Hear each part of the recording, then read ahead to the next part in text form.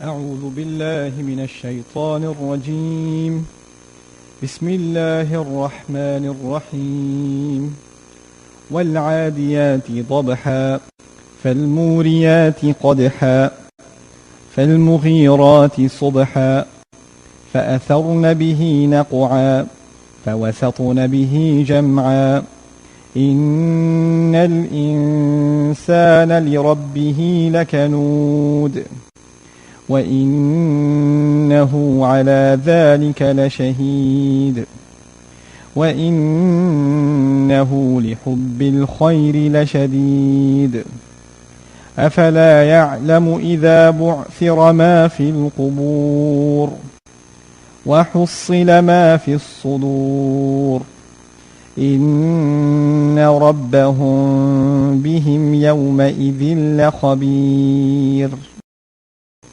I want to start by saying that this surah is one of my favorites in the Quran when it comes to exploring the incredible logic of the Quran and the way in which the beautiful, creative way in which Allah sets up an argument. You know, the message of the Quran is very straightforward, very simple. But the power of the Quran is not just in what it says, but in how it says it. And this is a stellar example of how Allah presents an argument. How He sets up the mind of the listener in conveying a message to them in a powerful way. What we're going to learn in this surah, inshallah ta'ala, is the attitude of the human being, the greed of the human being, the carelessness and the heedlessness of the human being, and the things he does on this earth without fear of any consequence. The human being does things on this earth without caring what is going to be the result of this. I'm not going to get caught, so I don't care. Now, وَالْعَادِيَاتِ ضَبْحًا. Allah is taking an oath. And He says, I swear by al-adiyat. The word adiyah, in Arabic, it comes from the word adu, which means to have animosity. But adi, the masculine form, is used for someone who's running in battle against the enemy. You know, in battle, there's one thing you're preparing for the enemy, or your enemies. But when you're actually running towards your enemy, and you know when somebody's running towards the enemy, they don't look left or right, they don't care about anything else. All they care about is, I'm going to kill that guy over there. They're charging towards him. Now that's the form of the word that's been used, wal-adiyat. I swear by battle horses that are marching forward with animosity. That's what Allah swears by. So Allah is not swearing by horses that are males. He's actually swearing by mares, female horses. Why? Because they used to be faster in battle. The Arabs used to prefer the female horse over the male horse. So already this is not just any car, this is the exotic car. Right? This is the faster one. And it's headed right into battle. This is an action scene from the very beginning. Then Allah adds the ha'al dabha. أقسمه, this is Baydawi rahimahullah. He says, اعلم أن الضبح أصوات أنفاس الخيل إذا عدت. You should know the word dabha at the end is describing, you should know it's describing أنفاس الخيل, the breath, the panting of the horse when it's engaged in aggressive motion. You know when a horse is galloping really fast, you hear that like, that sound you hear? The word for that in Arabic is dabh. Dabh. By using that word, we're learning that this horse is going as fast as it can. It's going as fast as it can. And it's marching forward towards what? An enemy. How do we know there's an enemy ahead? Because of what word? وَالْعَادِيَاتِ. Now we come to the next ayah, فَالْمُورِيَاتِ قَدْحًا. The other thing we learn here about the word, these muriyat, is that as they are running, the word ira, from which muriyat comes, is a description, it's an adjective for these horses. Ira is to cause sparks to fly when you strike something. So Allah is saying these horses are causing fires. These horses are creators of fire as they are galloping. What does that mean? You know, the horse is running really fast, and it's got a horseshoe on, which is metal, and it strikes on the rock as it's running. And what happens every time the rock strikes? Sparks are flying. So they're basically creating a fire as they run. It's like that's added intensity to the scene.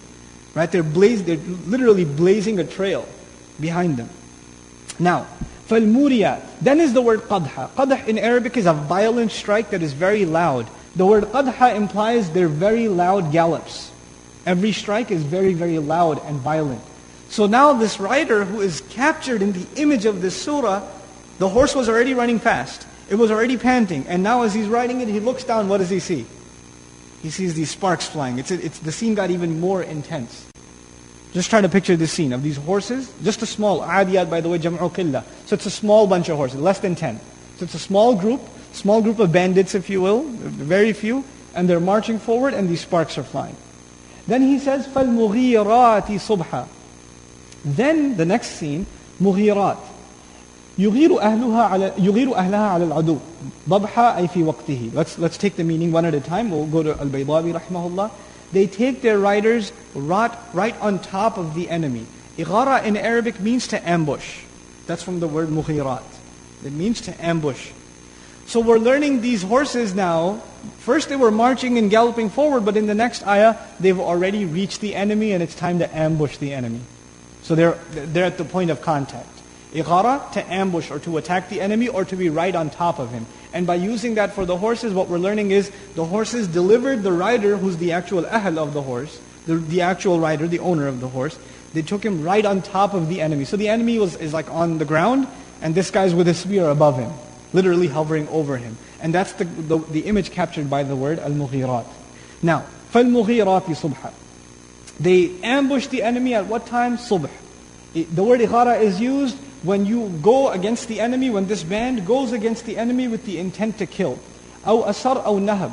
Or to attack them secretly, or to rob them and pillage them. Allah attributed ighara as a noun to them. When a noun is used in Arabic, it means whatever you're talking about is known for that quality.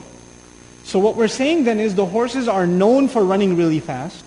They are known that whenever they run, sparks fly. And they are known, these horses are known for being bandits and attacking the enemy. And they are also famous for doing that at what time?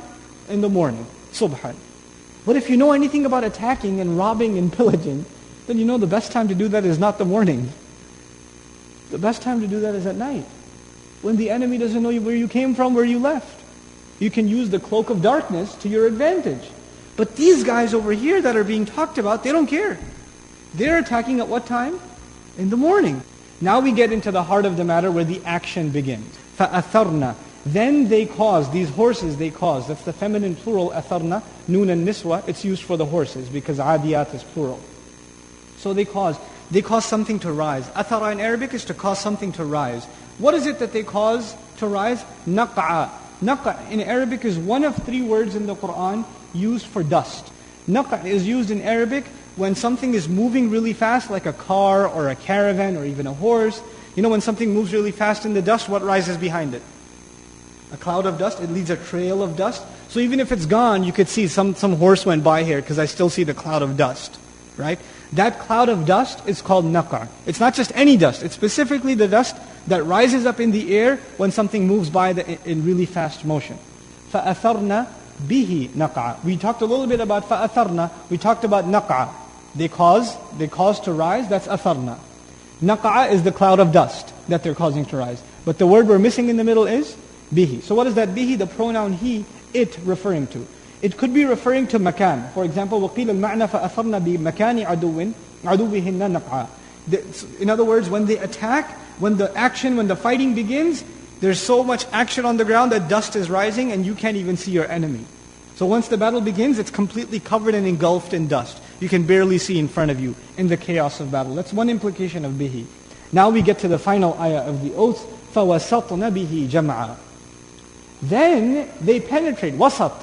Wasat in Arabic is to penetrate right to the middle of something. The word jam'a could be applied to the horses, these guys that are attacking. Jam'a could also be used for the enemy. Meaning they went right into the heart of the entire gathering. Now you can imagine, the enemy also has line 1, line 2, line 3. You know how soldiers stand in lines? And these guys, it's almost like they formed a spear and they penetrated right through those lines, crushing their way in. And where are they now? In the middle. And when they're in the middle, where's the enemy? Before the enemy was in front of them, but now when they're in the middle, where's the enemy? All around them. The enemy's all around them. فَوَسَطْنَ بِهِ جَمْعًا.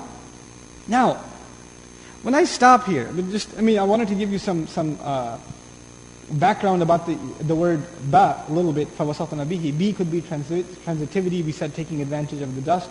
But also ba here could mean al-haliyah, which means immediately as the dust cloud rises, immediately, there's no hesitation. They go right into the heart of the battle. Okay. Now it's a climactic moment. You want to know what happened next. That's what you want to know really badly. Now at that point, Allah says what He wanted to say all along.